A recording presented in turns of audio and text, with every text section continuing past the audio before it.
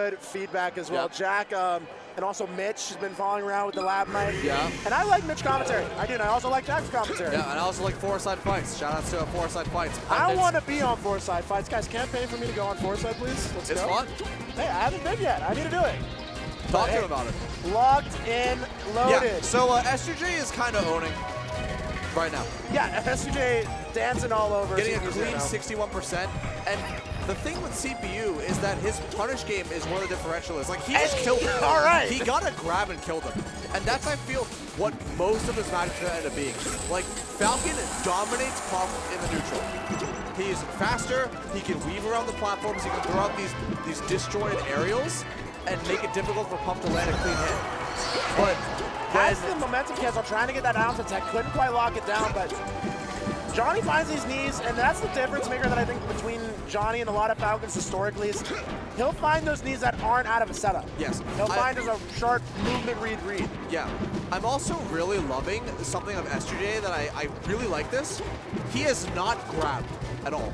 And that's one of the real dangers of this matchup, because Jigglypuff, when she crouches, you can't get a guaranteed grab because of how, like, he gets the grab there because he knows that out of the tech chase, yeah, for sure. But, like, in neutral, generally, S2J isn't going to be grabbing very much, because if CPU0 crouches, he just gets a rest. Hey, RTC rest. Hey, that's a Monday morning. That's clocked in. He just made his coffee, and he's going to hit 200 RTC rests in a row. It's crazy because S2J has won neutral so many more times, and it's even stocks. And that's that quote-unquote theoretical Puff. Like, if Puff just kills off every neutral win, like Puff should, you know, it makes every matchup seem really daunting. But Johnny just as easily is making this seem as brutal for Puff's side. Yeah.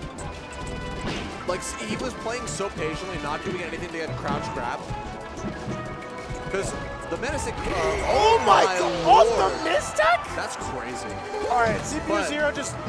he seized the game in a way, just looking for those animations. And I was discussing this with another Sheik player earlier, kind of teaching him to look for animations when setting up for reaction tech chases, is if you have those frames memorized and you can react to it, you get those kills. Yeah, that was such a late nair with that, a late up air that hit when he was crouching. Like, that was such a good up air. Led to a knee too. Yeah, but the up air itself was incredible. The fast fall scooping up air that just leads into so many juicy options. Yeah. Falcon's already running at you the second you leave the ground. Yeah. All right, big lead for S2J, but CPU0, it's not out of the woods yet by any stretch of the imagination. All right, here on these late up airs again, and this is going to be the name of the game. You know, S2J is going to be landing a bunch of aerials, going outside of CPU's ranges, and CPU0 is just going to be trying to fish for rests. And I say fish because he admits it too. Like, he wants to fish for as many rest setups as possible because he has so many of them in his book. And how many one-shot kill moves do we have in Super Smash Bros. Melee? Especially one so accessible as Jigglypuff's rest. Not very many. Yeah. So what we're trying to see is, like, are you going to find that ace in the hole? Are you going to find that true one-shot kill 4 times before Johnny needs you 4 times? Yeah. We'll see. Finding ourselves at the top platform. Finds the grab. Trying to look to shark that recovery. Great back from CPU0, pushing off and covers side recovery. Not quite. Oh, Johnny does get out. Yeah, he tried to read a roll in with that dare, and S2J just rolled out. But he was trying to cover that with a dare. He was trying to do like probably drill there or something. Soft knee into hard knee. Or drill up smash. Probably drill up smash actually. Yeah. But he was reading it. He was misread it. Yeah. And then it's soft forwarder. That's what we saw from both sides of the setup here. Gonna leave with their first stocks each here on FOD. All right, CPU0 doing a great job holding down center stage. Johnny struggling, but finds 2 stomps. One to go, just finding that really juicy fastball scooping up air. And will just scout the skies out with that hard hit of forward air and takes down stock number 2. And now CPU0 is trying to fish for like rest and up air. Because up air could potentially lead to rest or back air, and he knows that that's like the big setup that he can hit on. I thought it was done. On a jumping Falcon. And S2J has been dancing to the platforms as much as he possibly can. Yeah. S2J has had many great runs at the big houses in the past. Is he going to look to try to make, I believe, one of his first top 8 performances here at the big house? We'll see. Well, first he's gonna make top 24. Oh! Did he just run up He and ran charge up. the down smash? He did run and charge it. He's He remixing did. it. He really did, though. Oh! And CPU0 fires right back with the rest of his own. Forward smash is out of pressure. Drill looking for the roll read after the fact, but CPU0 is not quite gonna find that true punish. Finds the scoop, doesn't have the lineup for the RTC rest, but refresh it. 2. Can I see a third back there to go? Not But quite. does not. Great grip SJ's from Johnny. drip is too good. It does not go to top 8 tonight. It goes to top 24. Oh, yes, sir. Beast Coast S2J with a 2-0 lead.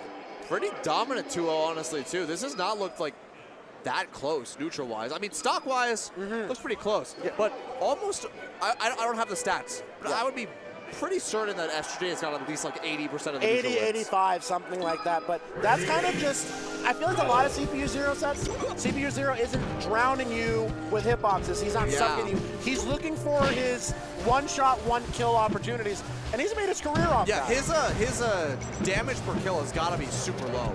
I want to point something out as well, because you might be kind of confused, because, you know, CPU0 has been counterpicking twice, but we're on Fountain.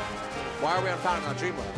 So I talked to CPU0 a decent amount about Falcon, about Fox, about Falco, and Spaceys and fast followers versus Puff. And he is a firm believer that Dreamland is a horrible stage for Puff. Yeah. So he will not counterpick it. I mean, especially the way he plays, it's so difficult to set up for those platforms that chase rest. They have so much space in between these platforms. He's looking for those knockdowns. He's looking for those opportunities to make that explosive hit happen. And the variable platform heights, the opportunity from this tech. Oh my lord, S2J! Oh! And he's still going, he's cooking. He is not letting CPU0 This is a body bag. S2J playing out of his mind right now. CPU0 needs a miracle to make this comeback. And two to go, and CPU0 finally put his mark on game number 3, but it might just be too little I too think late. it's a little bit too late. I mean, he's got such a deficit, you can't even rest here. Yeah. We are one strong hit of forward air away from a JB4? From a very fast 3-0 from S2J. Look at him go. CPU0 trying to make something happen here, but doesn't quite have the momentum to get out there. Aerials, just throw out aerials over and over again. There's nothing he can do. Like, he has to land something. And that's going to do it. Fortunately for CPU0, caught him reaching for the grab, and that's going to do it. S2J, very strong performance. That last game was so good on S2J's That was the